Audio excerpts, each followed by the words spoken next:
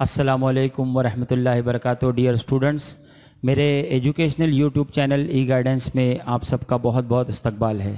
आप जानते हैं कि इससे कबल मैंने आपसे कहा था कि मैंने संत वाणी का पार्ट 1 कंप्लीट किया है और संत वाणी के पार्ट 2 की तरफ हम जा रहे हैं।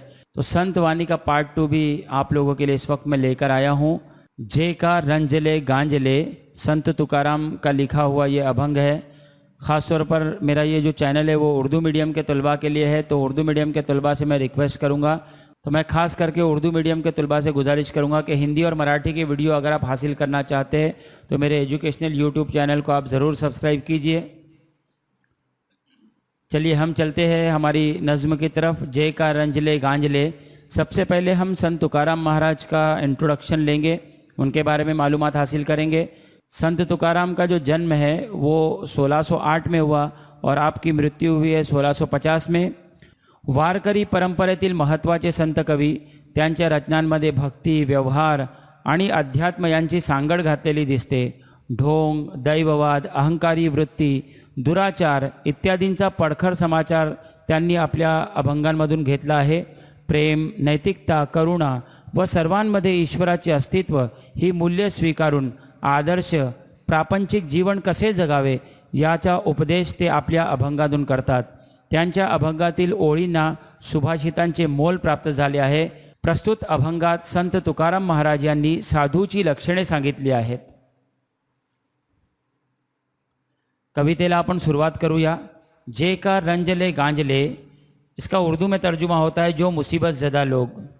श्री तुकाराम बाबांच्या अभंगाची गाथा शासकीय प्रत अभंग क्रमांक 347, इससे ये लिया गया है। हम कविता के लिए शुरुआत करते हैं। जे का रंजले गांजले त्यासी म्हणे जो आपुले। सबसे पहले इसका तर्जुमा जानने की कोशिश करेंगे। जे का मराठी में अर्थ होता है जे, उर्दू में कहेंगे जो। रंजले गांजले दुखी कष्टी झालेले, हम उर्दू में कहेंगे दुखी। मतलब जानने की कोशिश करेंगे इसका। जो दुखी और मुसीबत ज़दा लोग हैं उन्हें जो अपना कहता है। मुराद यानी जो गरीब, बेसहारा, यतीम लोगों को अपना बनाता है, उन्हें सहारा देता है, उनकी मदद करता है। हम आगे बढ़ते हैं। तोची, तोची का अर्थ होता है तोच, वही। तेथेची, तेथेच उर्दू में इसका अर्थ होता है वहीं पर। इसका मतलब जानने की कोशिश करेंगे। तोची साधु ओळखावा, देव तेथेची जाणावा। वही सच्चा साधु है, उसे पहचान लो और खुदा वहीं पर है, ये जान लो। इस कविता की पंक्ति से मुराद है कि बेसहारों को सहारा देने वाले के पास ही खुदा होता है। इस बात को तुम अच्छी तरह जान लो और समझ लो। हम आगे बढ़ते हैं। मृदु सबाह्य नवनीत तैसे सज्जनाचे चित्त। मृदु मऊ कोमल, नर्म मुलायम। एक और लफ्ज़ है नवनीत, लोणी, जिसे हम मक्खन भी कहते हैं। तैसे तसेच वैसे ही। चित्त, चित्त का मतलब होता है मन, हृदय, दिल जिसे हम कहते हैं। अब इसका मतलब जानने की कोशिश करेंगे।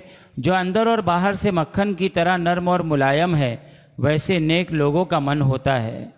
मुराद यहाँ पर यह है कि जिस तरह से मक्खन अंदर और बाहर से नर्म और मुलायम होता है, उसी तरह से नेक लोगों का दिल नर्म और मुलायम होता है। ज्यासी आपंगिता नाही त्यासी धरी जो हृदय।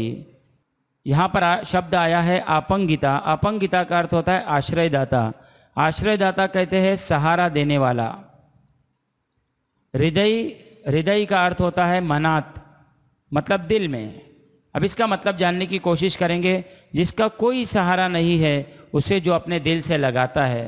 मुराद ये है कि यहाँ पर बेसहारा, यतीम और गरीबों को अपने दिल से लगाता है, उन्हें जो सहारा देता है और उन्हें जो अपना कहता है।